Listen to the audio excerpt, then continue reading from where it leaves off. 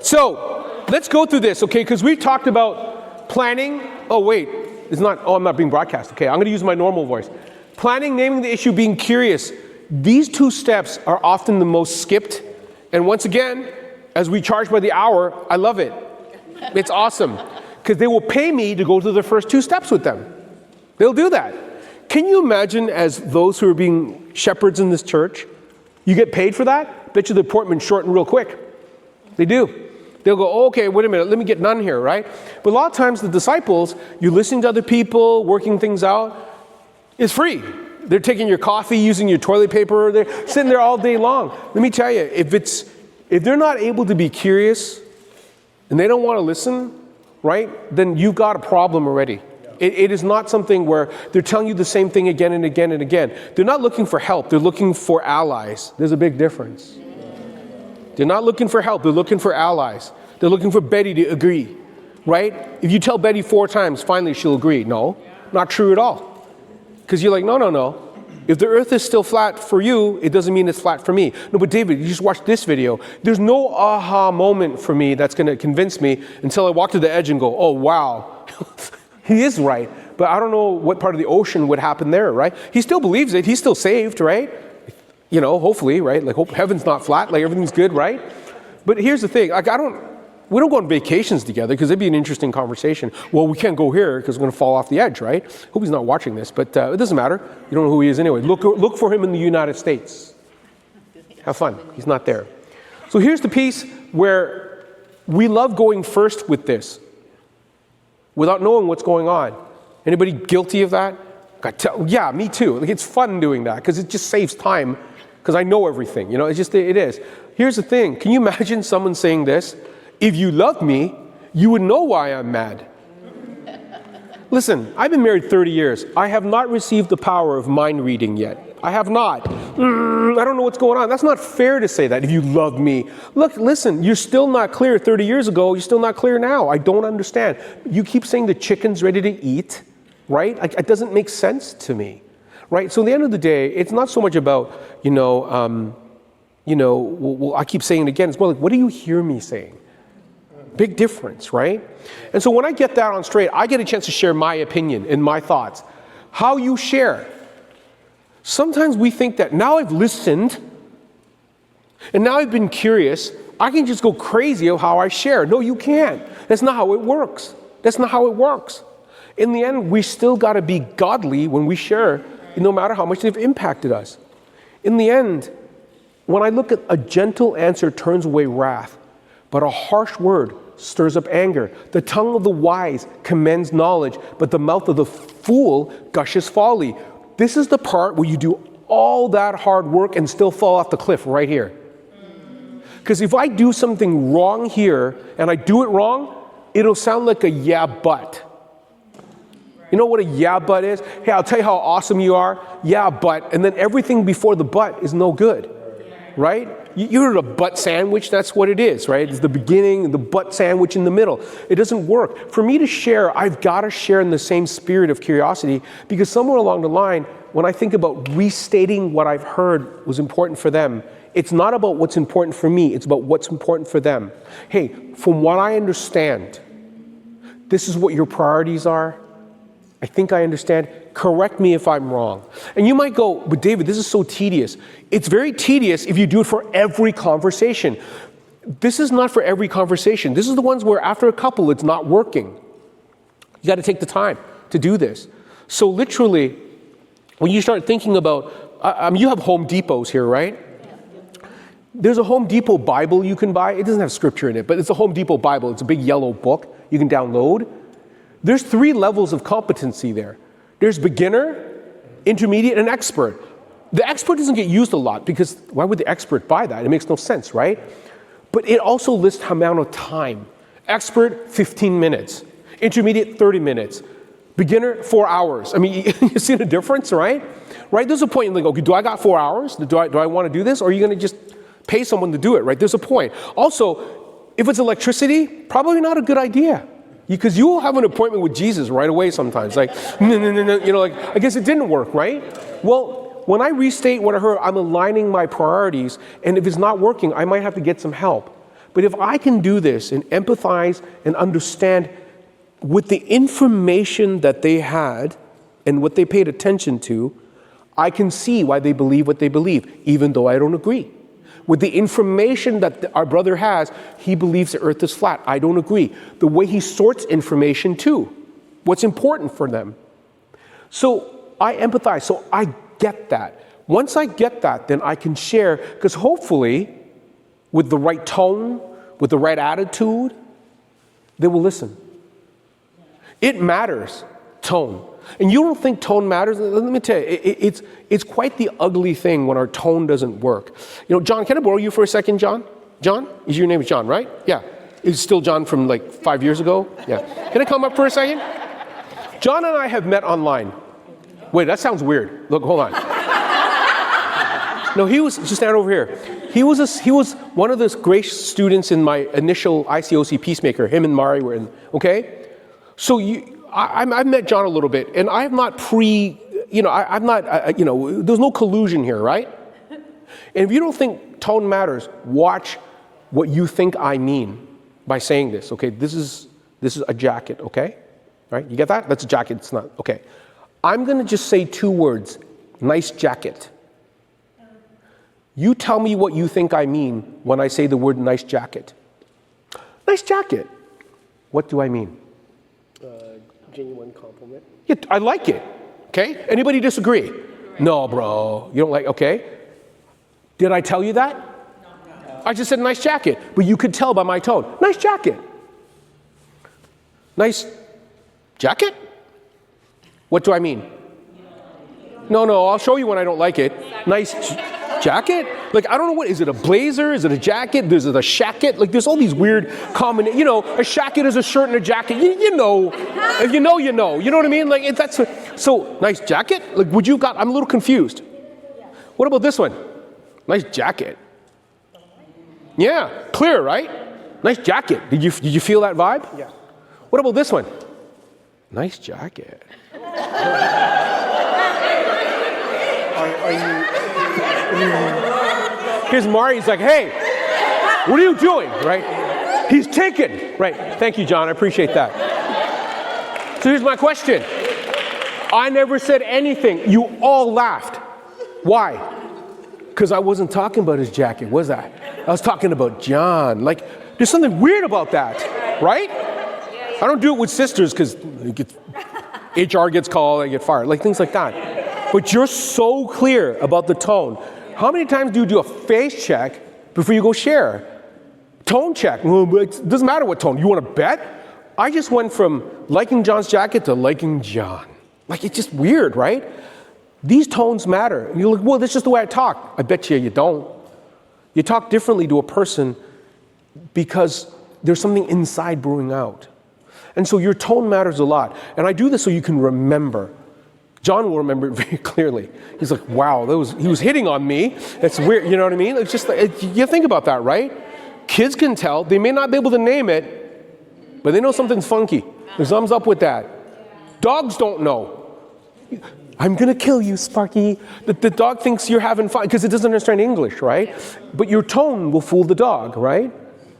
So when you think about sharing, sometimes what we do is we try to do a deep dive into their motives.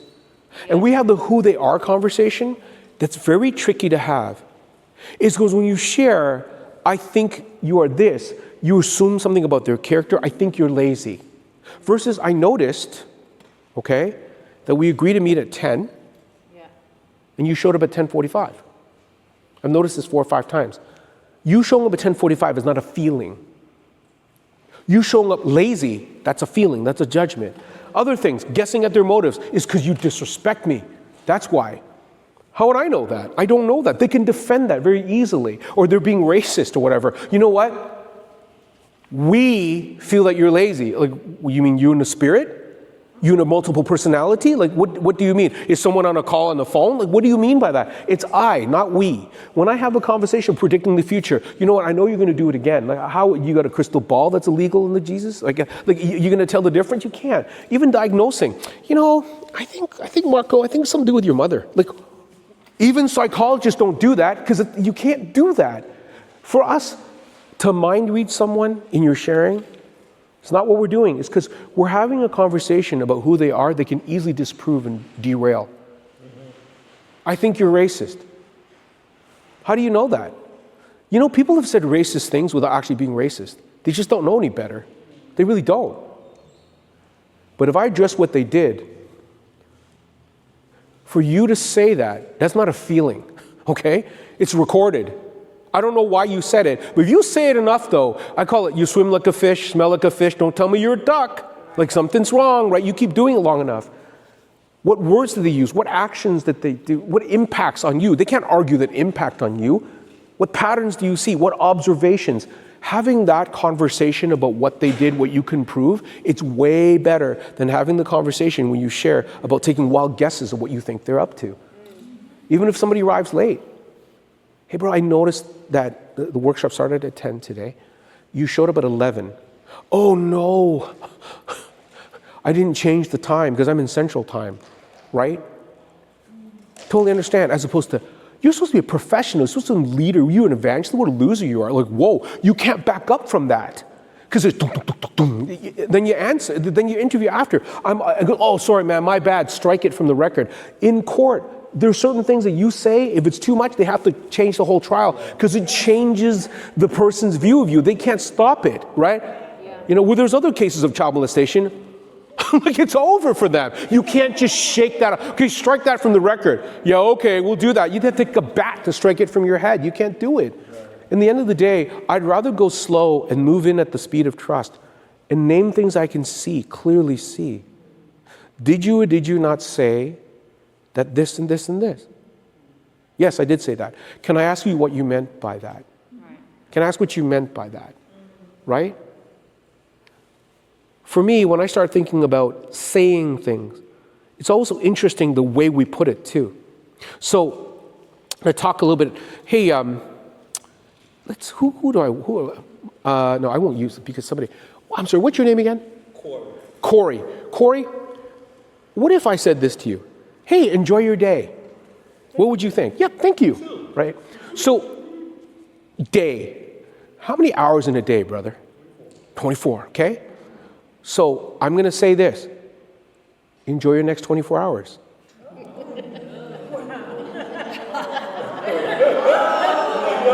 But I just said, enjoy your day, which is 24 hours. Why is he freaking out? Like, do you see what I'm saying? Why does that matter? I said, enjoy your day, just because if you look in the dictionary, 24 hours is a day. Enjoy your day, enjoy your next 24 hours. So Corey, well, why did you lose it? What? You're about to throw hands on this, brother. Like why?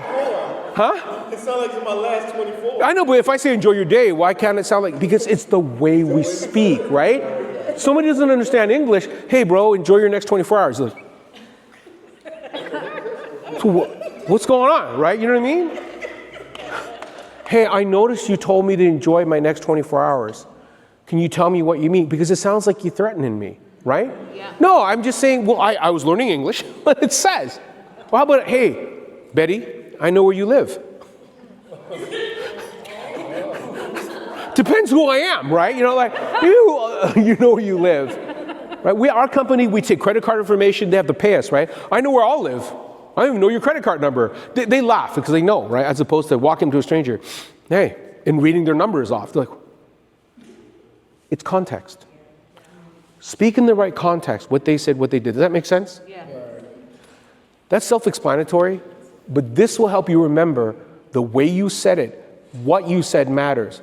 Enjoy you're going to run all through church saying this now, tomorrow. I bet you you're not going to remember anything of the whole weekend. You're going to tell every brother, hey man, during the next 24 hours. They'll be like, what? What's going on? Because that's all we learned from David.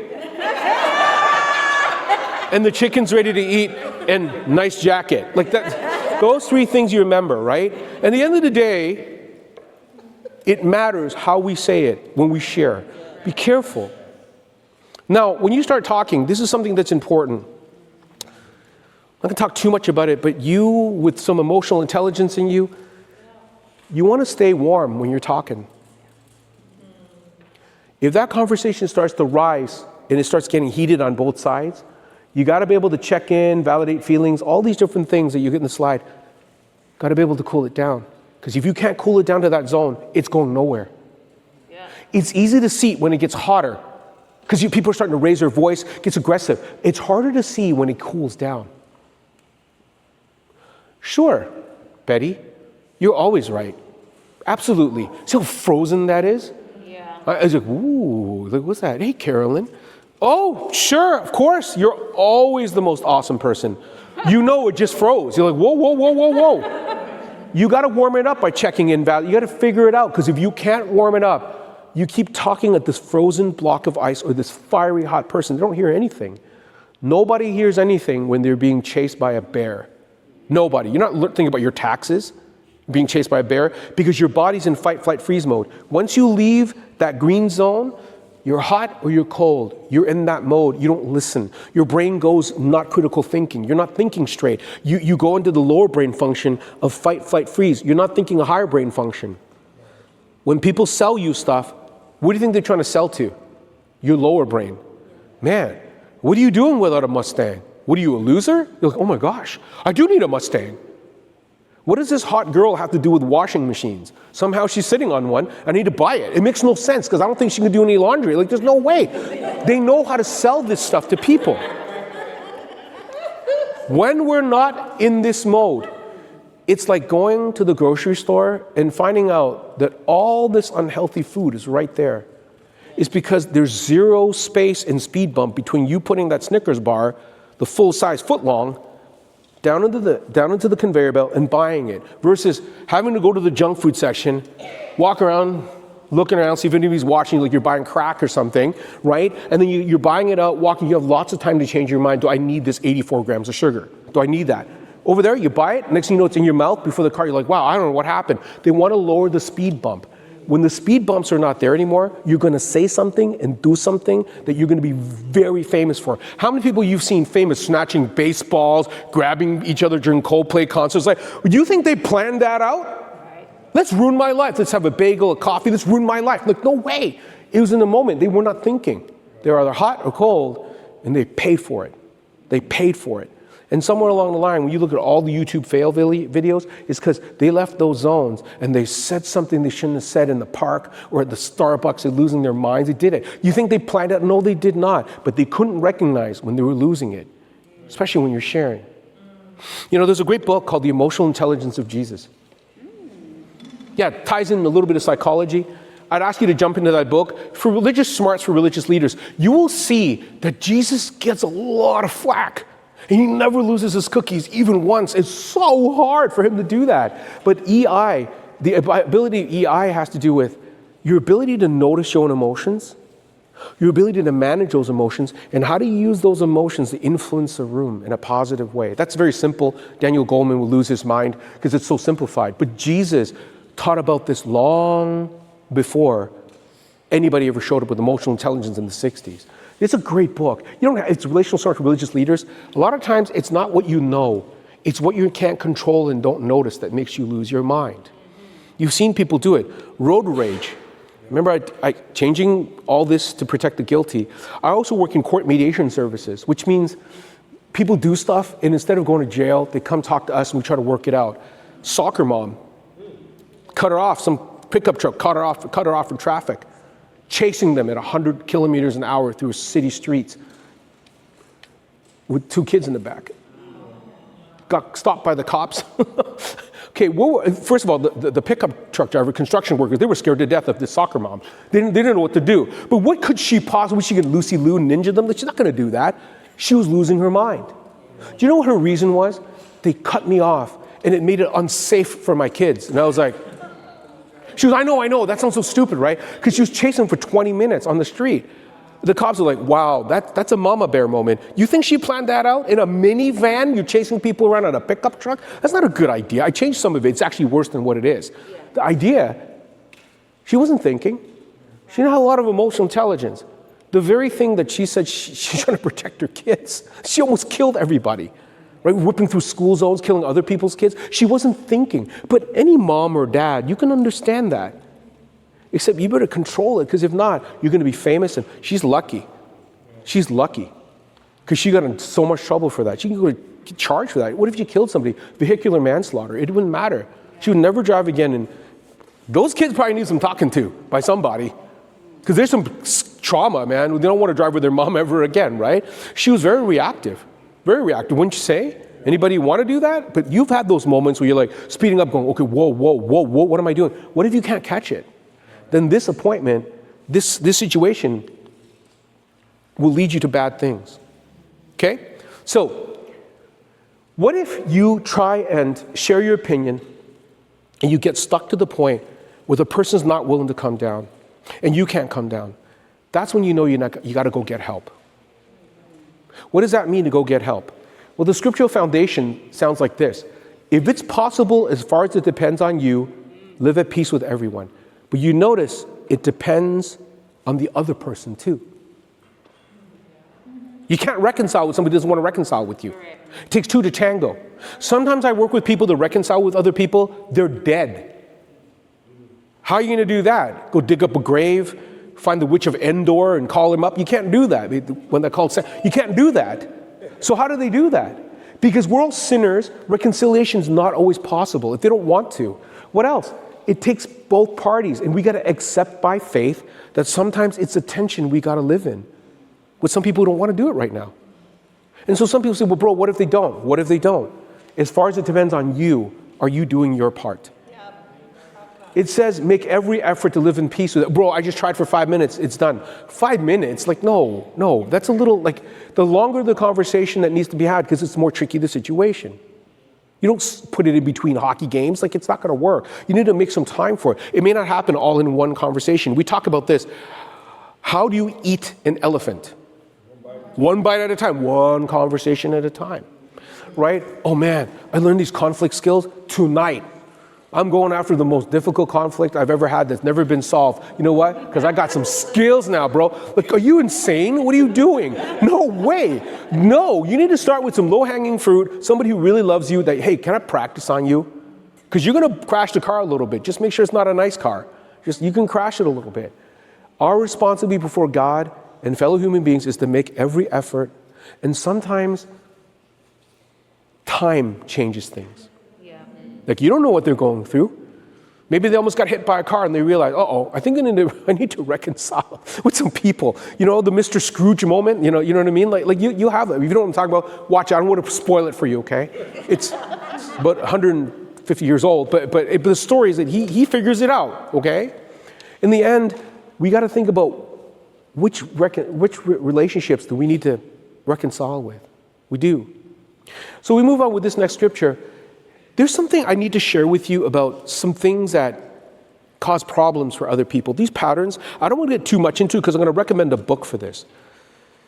When you start seeing this behavior, some people use this behavior quite a bit when they're being defensive, but it's not a full pattern yet.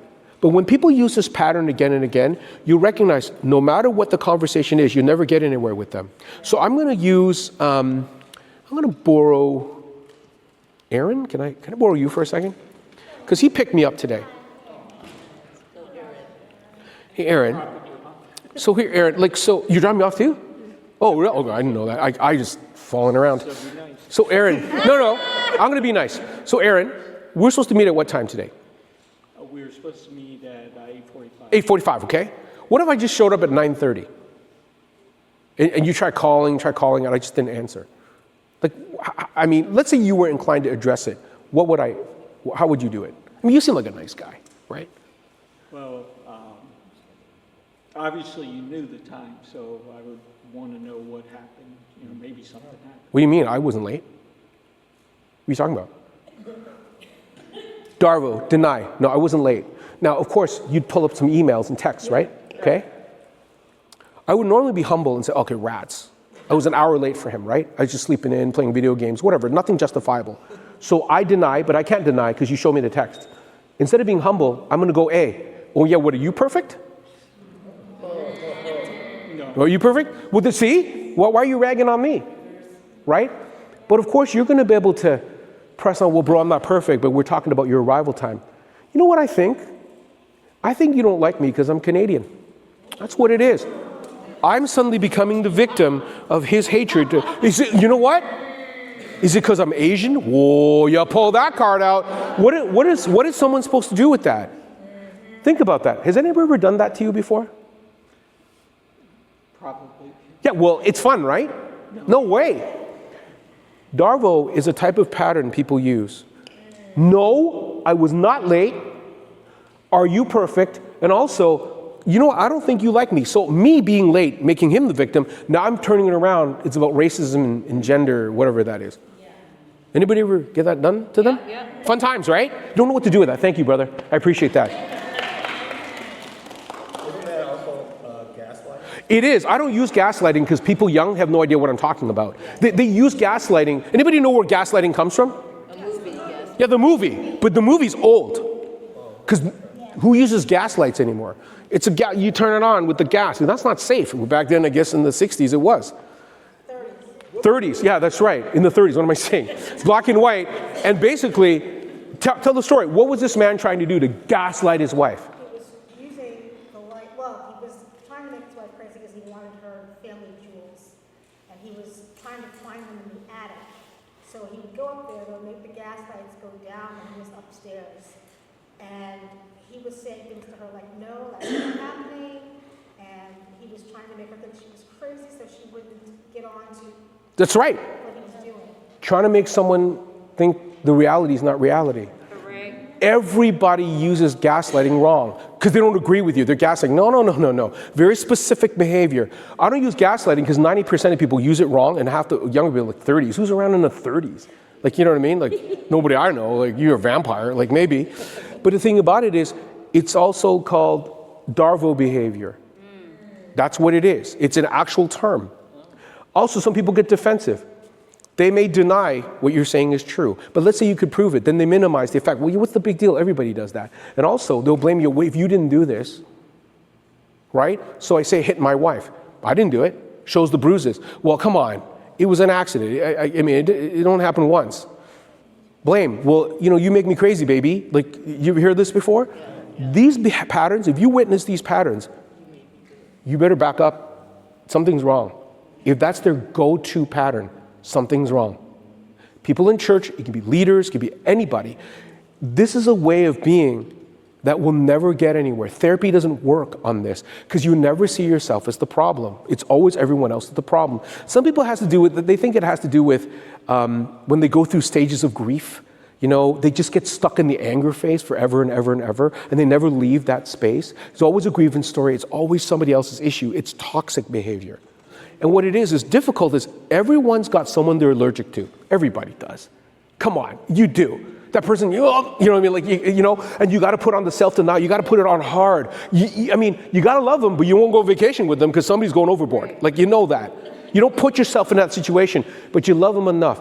Toxic people, everyone is like that to them. They have a trail of bodies. Difficult people, you got a couple. You do. Toxic people, they treat everybody the same way. Either they dominate you, they seduce, or they try to hurt you. Like, just the way it is. And you might go, but bro, that doesn't happen in church. Okay, sure. It happened in Jesus' time. When you have this situation happening, you got to check, get the right support. If he will not listen, take one or two others along so that every matter may be established in testimony of 2 or 3 witnesses. It's so easy to say, hey, that person's against me. They put ketchup on their eggs. They're DARVOing me. No. It's a pattern. Or they like that with everybody. Respectfully close that conversation. Hey, this might be something that's a little beyond our conversation here. I think I need to get a little support. Not just because of you, because of me. I don't know what else to do here. And that's okay. What else? Get the right support. I'll answer your question in a sec.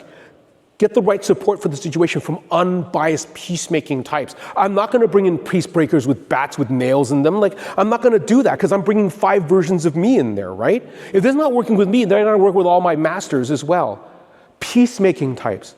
Then I might have to set up a facilitated conversation. Yes? So, DARVO, is that the same as narcissism? You know what? There's different types of narcissism, but usually malignant narcissists use that. You can look that up. There's different types of narcissists, right? Somebody who's a somatic narcissist, they just love their body and the way it looks. They're probably not going to use that, right? The cerebral narcissist, I'm smarter than everybody, but a malignant narcissist would use that. Yes, there's some depth into that for sure, right? So yeah, I mean, I'm just throwing all these psycho terms, psychobabble terms, but yes, if you want to look up malignant, cancer, like that. Usually folks like this, they can be great to some people, but the closest people to them, they know who they are. They know how to be charming to you, and when they get home, everybody knows who they really, really are. Pharisees look a certain way, but inside, I don't know about you, but when Jesus raised a man from the dead, wouldn't you be impressed by the fact that he raised a man from the dead? Mm-hmm. Remember when he raised Lazarus from the dead, what was their first go-to? Yeah, no, not the healing on the Sabbath. Let's murder Lazarus so that we can say that he didn't raise him from the dead. Okay, how do you murder a dead man? They missed the fact that he raised a man. Who does that? No one can do that except the Messiah. Remember, they knew the scriptures. They got a problem. You notice Jesus never engaged them, not for long. It was the longest rebuke in Matthew 20. It was a whole chapter for them. They're people that would deny, attack, reverse victim offender order. Oh, he's going to destroy the nation. We're the only ones that can save everybody. No matter what Jesus did, miracle after miracle, what's their first thought after miracle? He did it on the wrong day. Okay, just stop the truck for a second. Who else can do that? I don't care what day it was. Like, my goodness, can you do that? No one can. No! And they tie it into blaspheming the Holy Spirit. There's a whole doctrine around this idea. They can't repent because they don't think it's sin, right? At the end of the day, how do we get help? This discussion, and we've got to look through some of these steps. And once again, it's in the slides. Problem solving is attempted by both parties. It's not working. What else? These people are not able to talk to each other in a healthy way. They keep going off the temperature charts. What's the point of sitting them down? They're in stage 5 now. They're hostile. What else? One or both parties need help identifying their issues and communicating their needs. They're not able to say it. They keep saying the chicken's ready to eat and screaming it louder. It doesn't make sense. They might need a little bit of help. Also, understanding that the relationship is important for both parties. I'm not saying you treat the gas attendant bad. I'm not saying that, okay? But the gas attendant in Poughkeepsie that you'll never go to again, I'm not saying you need to sit down and have a long conversation and drive back there. But if they're in your Bible talk, you might want to do this is because you're going to see them, unless you just don't want to see them again. You know what? I need to get them out of the church. It's like, what? For all that? Well, remember the Pharisees? Remember the blind man? What did they do to him? The blind man that was healed. John 9 or whatever it is, John 8, John 9, they kicked him out of the synagogue. Why? Because he wouldn't buy into their nonsense. Jesus didn't even tell them who he was. You notice all this behavior is surrounding these men. Somewhere along the line, when we try this, and it doesn't work, and leadership has tried this, it goes to this stage from trying to resolve the issue, not going to work, making it personal, multiplying the issues, building alliances, being hostile, and they can't get off hostile, then it's time to change the relationship. This is the hardest thing for Christians to believe, that there are people like this in our churches that need a different way of being dealt with. Conflict resolution sometimes is not useful for people who will not play by the rules. When we socialize and we teach each other things, a lot of our discipling techniques and things like that, they come from a counseling type modality. We validate, I empathize, I'm vulnerable. All that is gas on your body. Because the minute a person who's in this space, the minute you made a mistake, see, you made a mistake. Now, if I'm vulnerable, I get shot in the head. If I validate, see, you never listen. You finally, someone listens to me. I've been here 30. People finally listen to me. Yeah, you got a trail of bodies from Boston all the way to Ulaanbaatar and out of Mongolia. You got all these bodies. No one listens to you. Why is that? Because people may not know what to do about it. They just know to stay away from you. They know that. And it can be anybody. In the end, changing the relationship could mean they're not in the Bible talk. For a marriage situation, sadly, when parents get into this stage of being hostile, who usually suffers the most? The kids. You weaponize the kids, but sometimes God hates divorce, but he allows the separation and divorce. Why? It's because if they don't change the relationship, they'll never get back to problem solving. There are people, if they finally stay away from each other and they take some time to break up, they're actually better for the kids, but not for each other. I'll tell you one of the most irritating Bible scriptures is when Paul and Barnabas had a fight. Who was right? I've had multiple studies on this. Barnabas was right, because later on, John Mark was taken in by Paul. No, it was there was no answer. God's so irritating when he doesn't give answers like that. It's because somewhere along the line, it got so hostile between them in a bad way that they separated for the better of the kingdom. And honestly, they didn't slander each other after. There isn't a book by Paul. This is why Barnabas is bad. He could have done it. But in the end, sometimes relationships end. People need to leave the church. Sometimes they need to leave the Bible talk. That's not your decision to make, but sometimes enough leadership doesn't know how to deal with this. So I want to recommend, as we close in this area, there's a guy. Not him. There's a guy, his name is Gary Thomas. He wrote a book called Sacred Pathways. Sacred marriage, sacred sex, sacred parenting. You know, this is all about sacred and connection. Do you know what was happening after his workshops? Everyone's saying, okay, look, I've tried all the sacred pathways and sacred everything. All this connection stuff. Doesn't work with my husband. Doesn't work with my roommate. After a while, he got tired of it and says, I need to write this book. This book is like completely opposite of everything he's written. It's called When to Walk Away. What is that about? It's a biblically based book when it illustrates the character traits of people that Jesus walked away from. But we won't. Because we're better than Jesus. That's what it is. Let me tell you, I was sharing with one brother. For every one blind person he healed, thousands remain unhealed. How do you think they felt? Jesus' goal wasn't to heal. His goal was to use that healing to show the gospel. Well, when you think about when to walk away, Jesus, the Lord and Master, walked away from these people, and we think we can heal them. When these people display all the behaviors that everything lists in the Bible, nope, I got this, bro, I can do that. That's just pure pride. And you know what? It's yet another set of elders, another set of leaders, and they're not looking at the evidence of why this person needs to be walked away from. And let me tell you, the number one hardest thing for Christians is to believe that people act this way, and there's malice and brokenness in them that's so bad they don't belong in the church. You mean like Alexander the metal worker? Look him up. Paul called him out for all of eternity. Can you imagine being Alexander the metal worker who was called out to be kicked out of the church by Paul? He would be sued for libel and slander. But can you imagine, the Bible says the word will endure forever. You know this Alexander the metal worker? Everyone's going to know him forever. Anybody have a kid named Judas? How come? Back then it was like the name John. Jude was named Judas. People don't want that connotation anymore. You know, it's weird, after World War II, all the Hitler last names disappeared. Weird. I don't know. The whole family got wiped out, or they just changed their names. Anybody know why?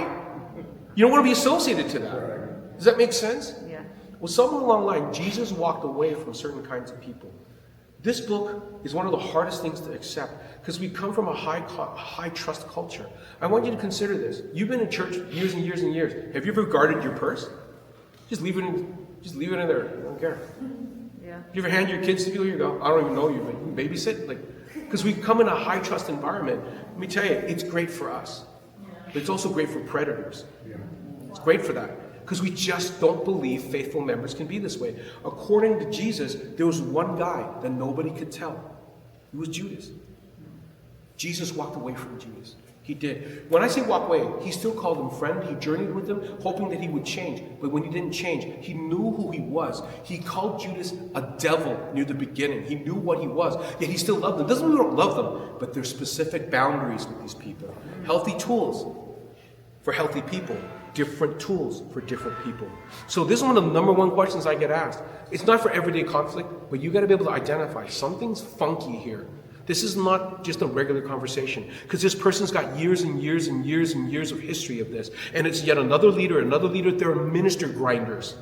Especially young people, 25 years old, going to ministry, all fired up, ready to change the world. They meet one or two of these, they're slain. They don't know what else to do. They destroy ministers. That's what they do. I've had 3 stalkers in my life, because I didn't deal with it right.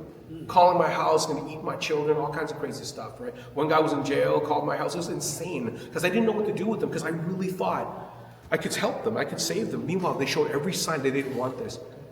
Therapy doesn't help when you don't see is your problem.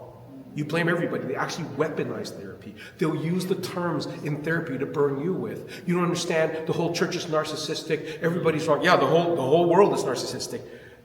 Amen. This is about 10% of the population. Because if it was 90%, we'd be eating each other. That's it. But the bottom line is, it's hardest for Christians to believe. And if you don't have a space and a place to deal with this, you're going to try to resolve the issue without realizing you should have gone to get help. Because when you finally share it and nothing's working, you got to go to this next space. Does that make sense, everybody? Yeah. Praise God. I can't go on and on about this because it's going to take too long to think about that.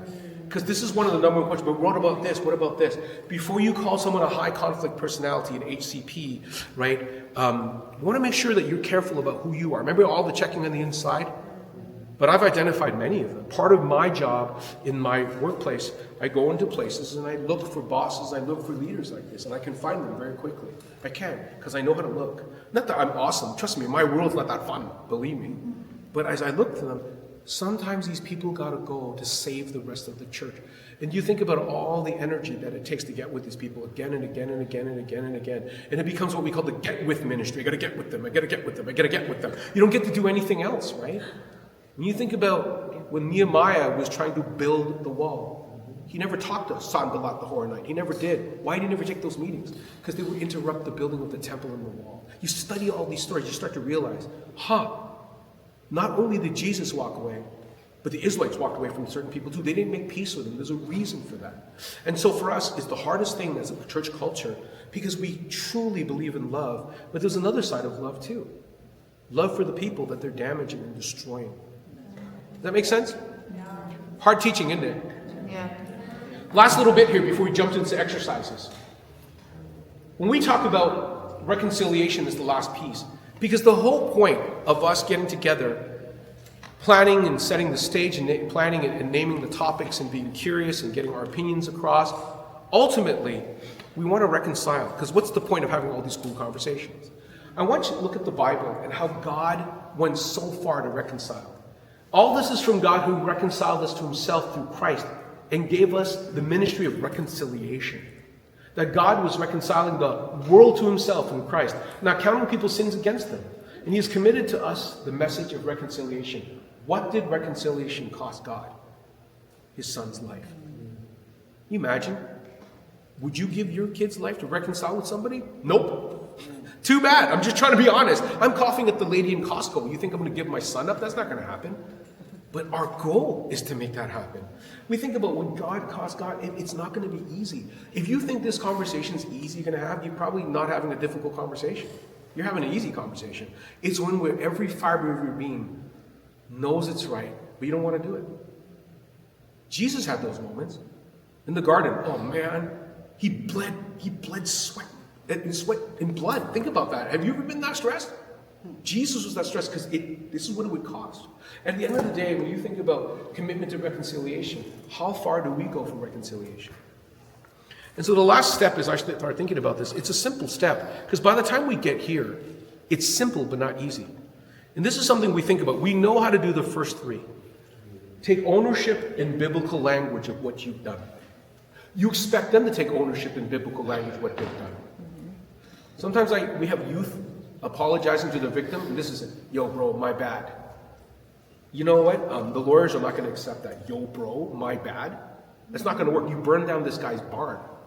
You got $800,000 in damage. It's not going to happen for you. They have to write a true understanding of what did they own, what is the ownership, how did maybe each contribute to the problem. What else? Just because I take ownership, I need to offer to make it right. Yeah. If I took Aaron's wallet, I know, he's like, what? And I really apologize. But I don't give the wallet back. How's that work? Does that work for you, bro? No, you're like, no, even if you took a man's donkey, you got to bring it back alive. Right. Maybe add a chicken or two, something. I don't remember the exact things about donkeys, but you can't just make an apology and offer nothing. We know that. So I'm going to actually bring the wallet back to you. I might even give you a Tim Hortons or Starbucks certificate and say sorry for the trouble. But here's the part we miss. What else do you need from me, brother? Because I don't know the impact of me taking his wallet in his life. It was an accident. What if he said, hey, you know what? It was my son's birthday. I went to Walmart and I got all the food, and guess what I didn't find in my bag? My wallet. So I couldn't buy stuff. They didn't want to take it on an IOU. So you came home empty-handed and everybody's mad at you. Now they believed him, he's Christian and all that, but it really messed up the weekend. You think my Starbucks certificate for $25 is going to cover all that for everybody? Probably not. I'm going to ask, what else do you need for me to make it right? You know what? I want you to fly me and my family to Hawaii with all expense vacation. I'm like, was it a Beyonce, Jay-Z party? What are you talking about? Like, no, I'm not doing that. That's too much. But it might be okay for me to go home with them. Apologize to his family. Sometimes we offer what we think they need, but we don't ask them what they need. It still sits unresolved. Yeah. They may not even know because they're so surprised that you're apologizing. They don't even know. The bottom line is their needs. I ask them, what is it going to make it right? So I got to map this out. So here's a great preaching situation for this. When you look at this guy, Zacchaeus, remember him? The short man? I'm okay in Asia. I'm 5'4". Asia, that's pretty normal. Okay, here I'm a little bit smaller. But when you look at him, he was a short man. What did he do? He was a guy that was so powerful. His God was money. He used money to abuse and hurt people, and he was a rich head tax collector. Guys like him couldn't repent, but he did. And what he did was he was a model of a man reconciling relationship with God. And so if you notice it, how did he take ownership? Did he directly take ownership? In such a public way he did. What did he do? Man named Zacchaeus, he was a chief tax collector, he was wealthy. He wanted to see who Jesus was, but being a short man, he could not because of the crowds. So he ran ahead, climbed a sycamore fig tree, see him since Jesus was coming that way. He gave up his dignity for that. In that culture, for you to do that, that's ridiculous. Doesn't make any sense for you to do that. He really wanted to be spiritual about this versus these tax collectors. Their idol is money and respect. And I'll tell you, he took ownership of his life. Now, what did he offer to make it right? Lord, here now I give you half my possessions to the poor. So he offered it under his own terms of what to give. He gave half. But what did he do? He offered to make it right by saying, who else needs from me? And if I've cheated anybody, like they're like, really? Everyone's rolling their eyes. You cheated anybody? You got to be kidding, right? I will pay back 4 times the amount. You know who would come to him? Everybody. Yo, remember me? What do you think he would have at the end of all this? Nothing. Nothing. But he would have everything. So he took ownership.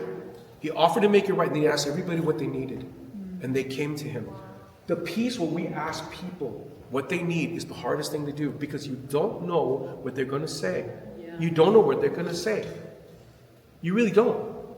We had a situation, I changed this a lot to what happened, where there's a father. He's a very strong man. He was a very large man, very scary. He was a metal worker of sorts. And when his forearms were like Popeyes, a very strong guy. His 14-year-old daughter was at the house of, let's say, a teacher's assistant. She shouldn't have been there. She's 14. He's like 25. He heard about this in the small town. So he rushes up over to the house. The minute the man opened the door, he hit him in the face so hard. He hit him this side. It broke his lower jaw by hitting him in the upper orbit. That's how strong he was. Because what is he thinking? Yeah, child molester, as he's thinking, right? Turns out, girls about to commit suicide that night. Didn't know who to talk to. Went to him, and he got a broken face. Like, that's what happened, right? Now, it doesn't look good, but she won't kill herself, right? Didn't know what to do. But did he ask any questions? No. He broke his face. Like, literally, I was like, whoa! Of course, this came to mediation. It was assault causing massive bodily harm, right? It took him 6 months to fix his. I didn't know it took that long, right? In the mediation, you know what happened? We thought this young man, we don't know what he would ask for. Jail time, all kinds of stuff like that. Do you know what he asked for? You know, your daughter, her biggest problem, she's got no one to talk to. She needed you to talk to. Well, is it okay we do this? And I'm like, what do you mean? Well, every week, Sunday night, he's off work. You need to cook her dinner. No phone, no TV, nothing. You sit with her for 2 hours and you just talk, period. For 6 years. That's what we want. I know. That shouldn't be hard, you know what I mean? He goes, or you go to jail. It's 2 to 5 for that. In jail. It's not fun. And you might go, only? Yeah. But you think about it. You expect him, you sort of expect him to ask for that? No. The man goes, what? Because I can do that because you haven't been doing this for 14 years. It's not easy because insurance paid for my face. What do? You can't undo my face, right? You can't do that, right? That's what I want. So the guy took ownership. Yeah. He offered, I'm sorry, I'll pay for your expenses. He asked, what do you need? Because I don't need that. I've got everything covered. I need you to be with your daughter. That's what I needed. It was accepted. Everyone was just like, I didn't see that coming. I've been doing this for a long time. I was like, whoa. You ever have that happen where what you thought you could offer the person is not what they needed at all?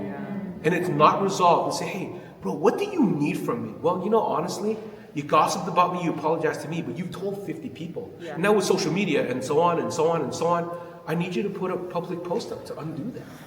Oh, is that what you needed? I didn't even know that. I could have done that. But they never asked for it. Yeah, but you should have asked. But sometimes the victim is too scared to ask. And so I may ask and give them time. If it comes up later on, right? And so this is Jesus' reward for this man. Today, salvation has come to this house. This action led to reconciliation with God. If you ever want a good book to talk about how to apologize, 5 languages of apology. You ever seen this before? This is a great book to talk about how to work things out apologetically. How do you apologize? How do you work that out to people? Okay? So, this is, as we close this section, before we kind of jump into some of the things that I have there on the sheets here, I want you to think about, please don't reach out to the most difficult person in the universe, okay? Reach out to one person you need to reconcile with. Take a small step. A small step to using the go conversation with them. Take a small step. Whether you're right or not, take a small step. And also, maybe write down a personal commitment after this is to commit to living like a peacemaker. Take a small step to living like a peacemaker. It's hard to do, but that one small step begins that great journey. Some of you are already taking these steps. Some of this just validates what you already know. Some of this gives you framework you've never seen before. But hopefully this Go conversation can help you map out what you're going to do. Now, I know some of the leaders here are like, okay, bro, we got some larger systemic conflicts. This is everyday peacemaking. Hold on 1 second. What's happening here? This is a book on larger systemic conflicts. Not everybody needs to read this. When church conflict happens, it's much larger scale. You can look at that. And certainly, this proven process for resolving unhealthy disagreements and embracing healthy ones is for larger systems, not for everyday persons. But hopefully, this is something that's useful for you to kind of map out what it looks like for everyday conflict for you. Okay?